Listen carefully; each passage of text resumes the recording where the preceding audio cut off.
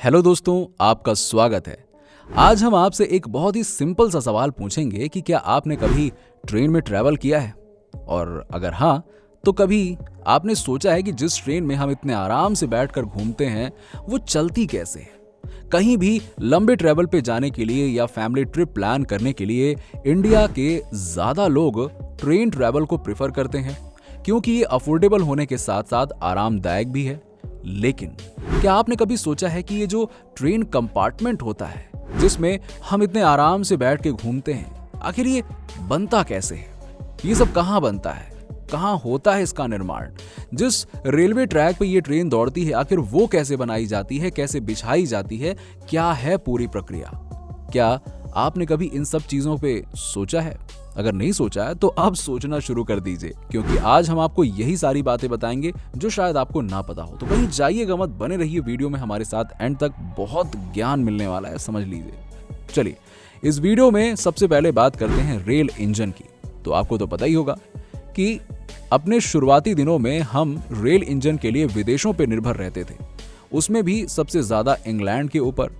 तब हमारे पास इंजन बनाने के लिए कोई फैक्ट्री नहीं थी, लेकिन बाद में सन 1921 में गवर्नमेंट की तरफ से पहली रेल फैक्ट्री खोली गई, जो जमशेदपुर में खोली गई थी, और इसका नाम पेनिसुलर लोकोमोटिव कंपनी था। लेकिन कुछ कारणों की वजह से 1924 में इसे भी बंद करना पड़ गया था। जहां पुराने समय में हम ट्रेनों में भाप वाले इंजन का उपयोग करते थे, कोयला का उपयोग करते थे, वहीं अब हम लोग इसकी जगह पे इलेक्ट्रिक और डीजल इंजन का उपयोग करने लगे हैं। चलिए, वीडियो में आपको आगे बताते हैं कि वो कौन सी कंपनीज हैं जो अपने वहां पे ट्रेन के पार्ट्स, उनके इंजन और बाकी चीजें बनाती हैं। और इन कंपनीज की लिस्ट में सबसे पहला नाम आता है भारत हैवी इलेक्ट्रिक लिमिटेड, यानी कि BHEL का, जो कि इंजन की पटरी, रखरखाव, ट्रेन कंपार्टमेंट्स, ये सब बनाती है। ये भारत की सार्वजनिक क्षेत्र की सबसे बड़ी फैक्ट्री है। और इसके बाद बात करते हैं चितरंजन लोकोमोटिव वर्क्स की, जो आसनसोल के चितरंजन में है, जो वेस्ट बंगाल में है। ये कंपनी दुनिया के सबसे बड़ी निर्माता कंपनीज में से एक है। अब ऐसे ही अगर बात करें ट्रेन के पहियों को बनाने वाली कंपनी की, तो वो है rail wheel factory, Karnataka, Bangalore में, जहां से ट्रेन के पहिए बनाए जाते हैं। अब ऐसे ही ट्रेन के कंपार्टमेंट बनाने वाली कंपनीज की बात करें तो ये है रेल कोच कारखाना, इसके नाम से, जो कपूरथला में स्थित है।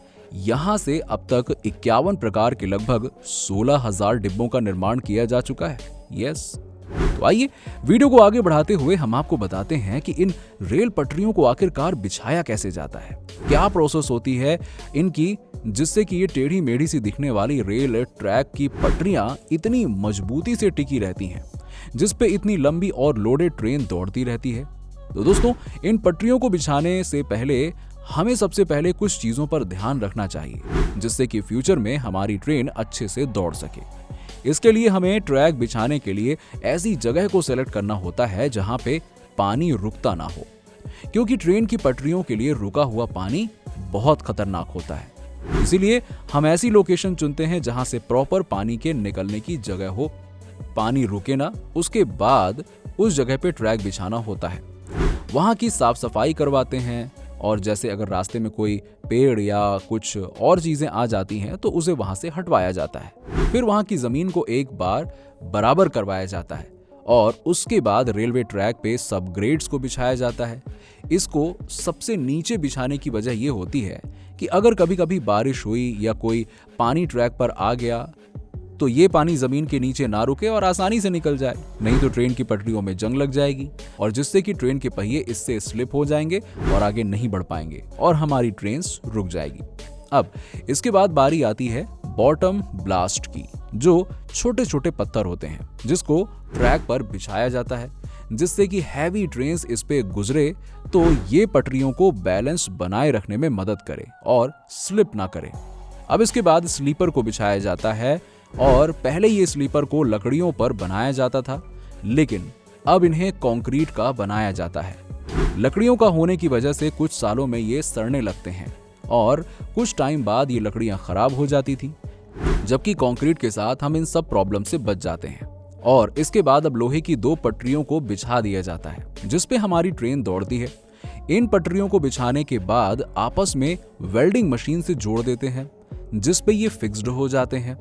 लेकिन यहाँ एक और तरह की प्रॉब्लम हमें फेस करनी पड़ती है, थर्मल इफेक्ट की प्रॉब्लम्स, जिससे कि पटरियों का फैलना और सिकुड़ना शामिल होता है, क्योंकि गर्मी में ज्यादा गर्मी की वजह से ये लोहा पिघलने लगता है और ठंड में ज्यादा ठंड की वजह से ये सिकुड़ने लगता है। इस वजह से इस तरह की प्रॉब्लम को अवॉइड करने के लिए हम इन पटरियों को बिछाते वक्त इनके बीच में कुछ कुछ दूरी पर थोड़ा सा गैप भी दे देते हैं, जिससे कि ये गर्मी में जब फैलें तो उस खाली जगह में एडजस्ट हो जाए। और ऐसा ना करने पर जब ये फैलते हैं तो या तो ये टूट जाते हैं या फिर टेढ़े मेढ़े हो जाते हैं, जिससे कि ट्रेन के एक्सीडेंट होने का खतरा बना रहता है। और अब इन गैप वाली पटरियों को नट बोल्ट की मदद से बाहर की तरफ से जोड़ देते हैं। अब अगर इनके खर्चों की बात करें तो मैदानी इलाकों में 1 किलोमीटर तक रेलवे ट्रैक बिछाने में ऑलमोस्ट 1 करोड़ रुपए का खर्च तो आ ही जाता है। लेकिन यही बात जब किसी पहाड़ी इलाके की हो तो वहां पे लागत लगभग दोगुनी हो जाती है। तो ये तो सिर्फ ट्रैक्स की बात हो गई, लेकिन अगर हम इसी में इलेक्ट्रिक ट्रेन के लिए वायर और खंभे इन सब की बात करें तो इन सब में भी ऑलमोस्ट उतना ही खर्चा पड़ जाता है, जिससे कि हमारी ट्रेन इलेक्ट्रिक की मदद से भी दौड़ सके। वैसे हमारे देशों में 2 ही पटरियां बिछाई जाती हैं, लेकिन कुछ देशों में ये लोग 3-3 पटरियां बिछवाते हैं, जिससे कि तीसरी पटरी इलेक्ट्रिक की होती है। आपने रेलवे ट्रैक के अंदर की तरफ अक्सर 2 नुकीली पटरियां देखी होंगी, जिन्हें स्विच रेल बोला जाता है। इनका यूज ट्रेन का ट्रैक बदलने के लिए होता है, स्पेशली जब उसे एक ट्रैक से दूसरे ट्रैक पे जाना होता है। तो ये तो हो गई भाई ट्रेन के इंजन और ट्रैक की बात। आइए अब आपको थोड़ी सी स्पीड के बारे में बताते हैं। और जब बात स्पीड ट्रेन की हो तो उसमें बुलेट ट्रेन को हम कैसे भूल जाएं भैया, ऐसा कैसे हो सकता है। बुलेट ट्रेन मैग्नेट के प्रिंसिपल पे काम करती है और जिस तरह से मैग्नेट में 2 पोल्स नॉर्थ और साउथ पोल होते हैं, ठीक वैसे ही अरेंजमेंट होता है बुलेट ट्रेन की पटरियों का। इस ट्रेन की पटरियां नॉर्मल ट्रेन की तरह नहीं होती हैं, बल्कि इन्हें इलेक्ट्रोमैग्नेटिक से बनाया जाता है। यहाँ ट्रैक में नॉर्थ पोल और ट्रेन में साउथ पोल होता है, जिससे कि जब ट्रेन को ट्रैक पे लाया जाता है तो दोनों एक दूसरे को आपस में रिपेल करते हैं, जिससे यहाँ पर एक फोर्स जनरेट होता है और इस फोर्स से ये बुलेट ट्रेन आगे बढ़ती है। और इसकी स्पीड इसी से काफी तेज होती है, क्योंकि ये फोर्स काफी हैवी अमाउंट में जनरेट होता है। इसकी ये स्पीड इसकी एरोमैग्नेटिक बॉडी की वजह से भी होती है, और जिसमें लोहे की मोटी मोटी छड़ों को सर्कुलर शेप में कटर की हेल्प से काट लिया जाता है और कन्वेयर बेल्ट के थ्रू अब इसे भट्ठी में आगे हीटिंग प्रोसेस के लिए भेज दिया जाता है, जहां इसे हीट करके कंप्रेसर मशीन में प्रेस किया जाता है, जिससे इसका शेप एकदम पहिए के शेप का हो जाता है। अब इसको आगे पहिए पे रूलर मशीन से डिजाइन बनवाई जाती है, जिससे ये ट्रैक पे अटक के चल सके। अब इसका अगला प्रोसेस आता है कूलिंग प्रोसेस का।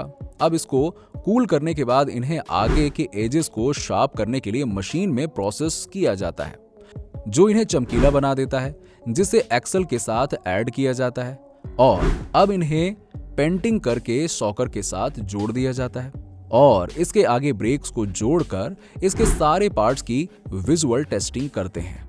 अब इसके बाद बारी आती है सीट्स को बनाने की, जिसके लिए स्टील्स को छोटे छोटे पार्ट्स में कट किया जाता है और अब इन्हें वेंडिंग मशीन में डाला जाता है, जिससे कि ये इन स्टील्स को बेंड करके चेयर का कोई पार्ट बना देते हैं।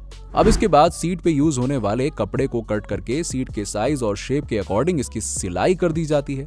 अब सीटिंग एरिया के लिए हार्ड फोम को लेकर गम की मदद से सॉफ्ट फोम के ऊपर चिपकाते हैं और अब इस पे कपड़े का बना हुआ कवर लगाकर स्टेपलर मशीन की सहायता से स्टेपल कर दिया जाता है। अब इसके ऊपर लेदर के कवर लगाते हैं और अब ऐसे ही जो बेंड किए हुए स्टील्स के टुकड़े थे उन्हें जोड़कर चेयर की बेसिक शेप बनाकर इस सीट को उसमें फिक्स कर दिया जाता है। इसके साथ ही आर्म चेयर को इसमें असेंबल करके चेयर को कंप्लीट किया जाता है। अब बारी आती है बुलेट ट्रेन के आउटर पार्ट को बनाने की। इसके लिए हमें स्टील की बड़ी बड़ी शीट्स चाहिए होती है, जिसको पहले टेस्ट किया जाता है और जिसमें विजुअल इंस्पेक्शन किया जाता है और इनके मॉलिक्यूल्स की बॉन्डिंग चेक की जाती है और क्वालिटी चेक पास करने के बाद इसे आगे प्रोसेस किया जाता है, जहां लेजर मशीन के थ्रू इन शीट्स को कट कर लिया जाता है और इसके बाद इसे प्रेस करके ट्रेन के छोटे छोटे पार्ट्स बनाए जाते हैं। साथ ही कंपार्टमेंट के आउटर साइड को बनाने के लिए स्टील शीट्स को वेल्डिंग करके आपस में जोड़ लिया जाता है। अब इसका आउटर शेप रेडी हो जाने के बाद इसमें ज़रूरी इक्विपमेंट्स को इंस्टॉल कर दिया जाता है और इस तरह से हमारी बुलेट ट्रेन्स बन जाती हैं। तो दोस्तों, आपको वीडियो कैसा लगा नीचे हमें कमेंट सेक्शन में बताना ना भूलें। वीडियो पसंद आई हो तो वीडियो को लाइक करें, शेयर करें और हमारे चैनल को सब्सक्राइब कर लें।